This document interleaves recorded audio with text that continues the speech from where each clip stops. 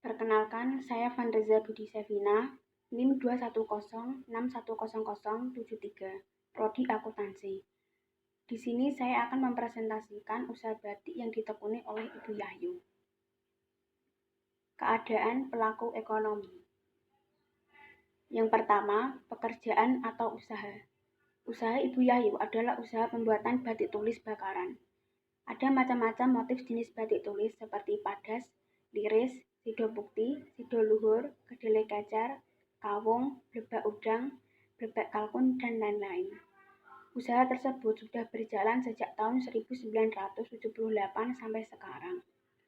Sudah sangatlah lama Ibu Yahyu menekuni usahanya tersebut. Awal mula Ibu Yahyu menekuni usaha ini karena ingin melestarikan budaya lokal dan mempertahankan warisan nenek moyang. Di sana ada beberapa orang yang membantu dengan bagian yang berbeda-beda. Ada yang diberi bagian ngelowong, bisa disebut nyeceki, bagian ngeler, ataupun diwarnai, dan lain-lain. Dalam proses pembuatan batik tersebut dibantu oleh 6 karyawan. Alasan mengapa hal tersebut tidak bisa dilakukan oleh satu orang karena membuat batik menggunakan beberapa tahap. Bahan dan alat yang dibutuhkan untuk membuat batik ini seperti kain mori, malam, canting, gawangan, kompor kecil, dan panci. Sistem produksi dan distribusi.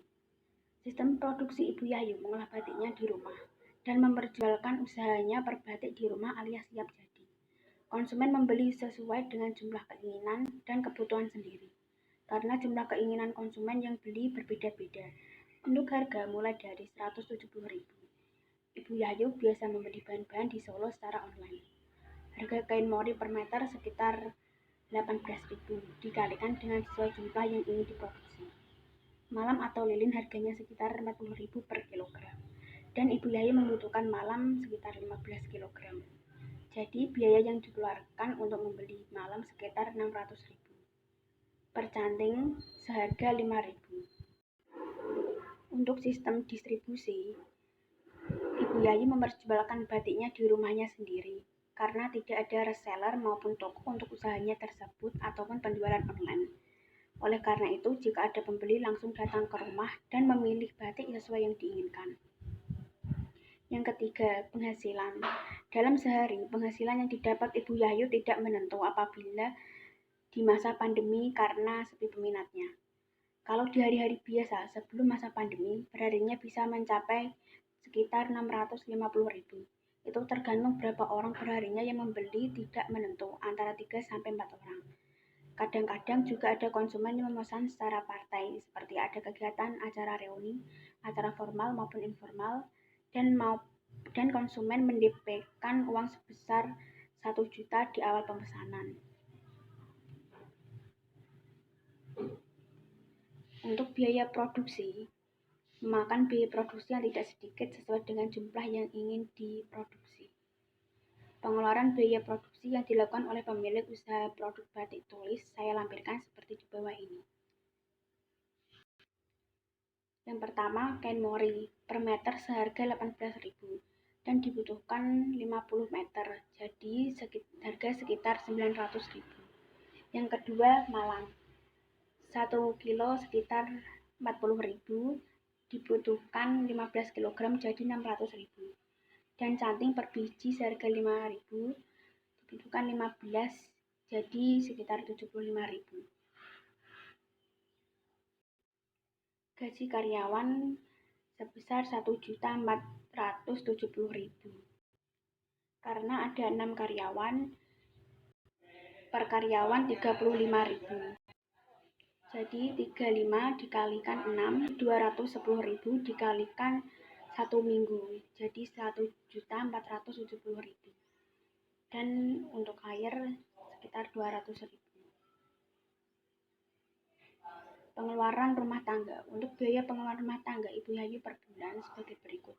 Biaya konsumsi terdiri dari makan dan minum 600.000. Biaya listrik 150.000. Biaya air 200.000 dan biaya lain-lain 300.000. Jadi total pengeluaran rumah tangga Ibu Yahyu dalam sebulan sekitar 1.250.000. Diagnosis permasalahan dan analisis sebab. Permasalahan yang sering dialami yaitu keterlambatan dalam pengiriman bahan-bahan yang datang dari Solo, menyebabkan pengerjaan batik ditunda dalam beberapa hari saja, karena Ibu Yahyu tidak terus-terusan membeli secara offline. Apalagi pada masa pandemi ini, Ibu Yahyu mengalami kesulitan dalam menjalani pemasarannya yang kurang lancar, menyebabkan jumlah peminat sepi. Selain itu, banyaknya motif yang diminta konsumen biasanya tidak ada dengan yang sudah jadi, sehingga menyebabkan jumlah permintaan semakin tinggi. Penerapan teori mikroekonomi terdiri dari teori pasar, perilaku produsen, dan perilaku konsumen. Untuk teori pasar menggunakan pasar persaingan monopolistik, di mana Ibu Yahyu memperjualkan batiknya dari rumah atau bisa disebut secara langsung.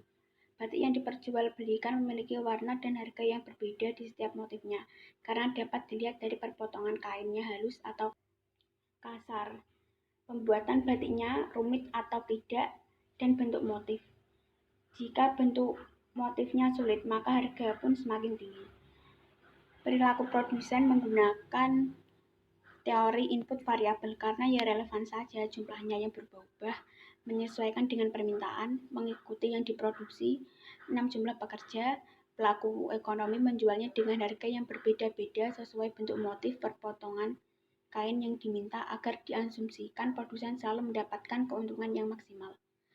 Untuk perilaku konsumen dengan menggunakan pendekatan kardinal, karena konsumen memaksimalkan kepuasannya dengan batasan pembuatan sesuai dengan permintaan yang mereka dapat saat ini. Konsumen juga mengusahakan kepuasannya dengan menilai permintaan motif yang mereka inginkan, seperti potongan kain sesuai apa yang diselerakan atau diminta. Penerapan teori konsep makroekonomi terdiri dari peran negara atau pemerintah, keterkaitan inflasi, pengangguran, ketimpangan pendapatan, dan kemiskinan. Untuk peran negara atau pemerintah, dengan memberikan jaminan yang layak bagi masyarakat agar sejahtera, memberikan bantuan sosial, mengoptimalkan sistem perekonomian agar memadai. Keterkaitan inflasi. Kondisi ekonomi yang dialami Ibu Yahyu saat terjadi inflasi ketika harga bahan baku naik dan semakin banyak kebutuhan yang harus dipenuhi menyebabkan pengeluaran bertambah. Untuk pengangguran, di masa pandemi ini, perekonomian sangat sulit didapat menyebabkan pendapatan dengan kebutuhan pokok tidak seimbang ataupun tidak terpenuhi, sehingga banyak masyarakat yang ingin membuka wirausaha kecil-kecilan daripada menganggur, lumayan untuk menambah biaya harian dan meningkatkan pendapatan karena tidak semua warga ahli dalam membatik. Ketimpangan pendapatan. Tidak setiap hari batik yang diperjualkan laku semua, dan pendapatan yang didapat kurang maksimal atau tidak menentu. Dan yang terakhir, kemiskinan. Di saat pada masa pandemi ini, jumlah kemiskinan pada studi kasus saya cukup besar.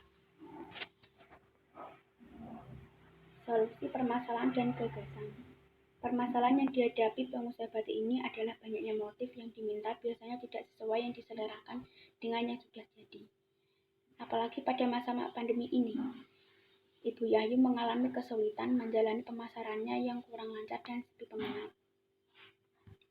Permasalahan tersebut juga dapat diatasi dengan solusi untuk mengatasi efektivitas penjualan, yaitu dengan menambah bentuk motif yang berbeda-beda, unik, dan menarik guna untuk menambah minat pembeli. Pelaku usaha bekerja sama dengan sistem pengiriman tersebut, meningkatkan kualitas produk, mendaftarkan usahanya ke sistem jual beli online, dan melakukan promosi dengan cara melakukan photoshoot untuk memperkenalkan produk batik yang dipakai melalui sosmed agar meluas. Dan ini ada beberapa lampiran foto pelaku usaha, kondisi tempat, alat, dan bahan pembuatan batik. Karena Ibu Yahyu sedang tidak ada, maka saya foto dengan suaminya. Sekian presentasi dari saya. Terima kasih.